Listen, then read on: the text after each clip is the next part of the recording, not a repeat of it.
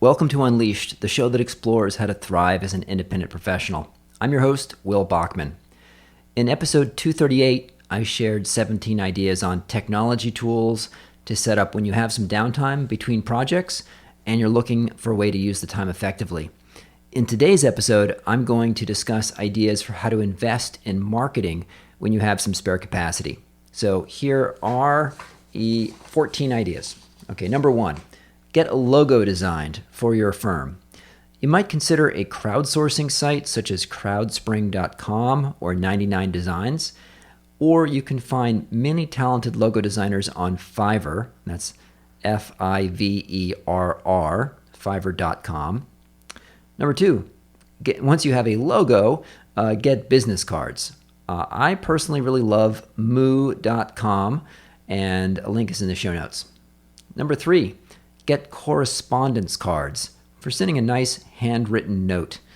I like the note cards sold by moo.com, which are 4.13 inches by 5.82 inches in size. And it's just a really nice touch. And I personally like the thicker ones. It just makes a nice touch to send a handwritten note. It's so rarely done these days. Number four, get a professional photo. And don't take it yourself. I recommend getting a photo against a plain background. White background is nice, with you wearing whatever you'd wear to a job interview in your industry. Really, an iPhone or Android phone can take pretty good pictures these days. If you are going to use a phone, don't do the widescreen. Try to do zoomed in a bit, like the new iPhone. Try the 2x screening. A little bit of a telephoto gets a slightly better portrait. Number five, update your contact info on all of your different alumni sites, which for you may include college, grad school, and larger consulting firms typically have alumni sites. There's always a chance that someone you once knew may be looking you up, trying to get in contact with you. Update your contact info there, as well as, of course, on LinkedIn. Number six, get a PowerPoint template designed for your firm. Number seven, update your LinkedIn profile.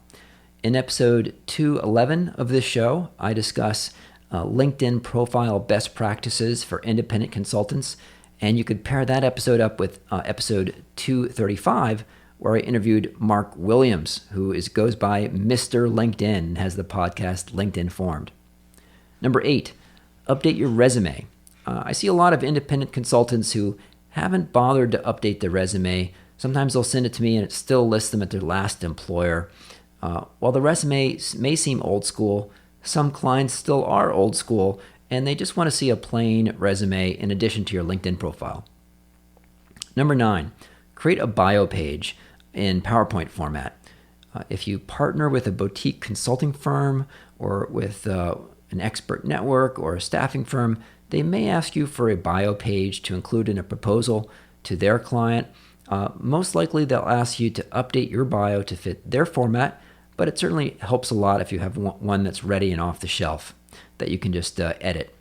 Number 10, create a one-page overview of your practice, or a 3-page or a 5-page version.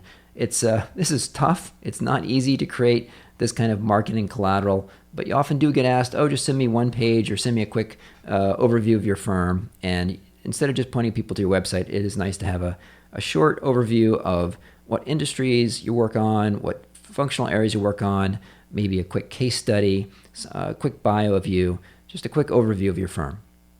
Number 11, create a project list. In episode 140 of this show, I speak with Jay Martin, who maintains a project list that I consider best practice. It's about 20 pages long. He normally doesn't send the whole thing out. He'll copy and paste from it, but having that much longer, complete, exhaustive list is a really impressive thing, and it also allows him to respond very quickly when someone asks for some relevant experience. He can just copy and paste. Number 12, create a proposal template. Number 13, sanitize some samples of your work. It's far more powerful to show than tell. In episode 121, I shared some ideas on how to create a sanitized portfolio of work and why it is such a helpful investment. Number 14, update or create a website. So that's not an exhaustive list by any means. I hope you heard a few ideas that you found helpful. And I'd love to hear what other investments you are making in marketing. One other thing. If you have some downtime and have been meaning to give this show a 5-star review on iTunes, now would be a great time to knock that out as well. Thanks for listening.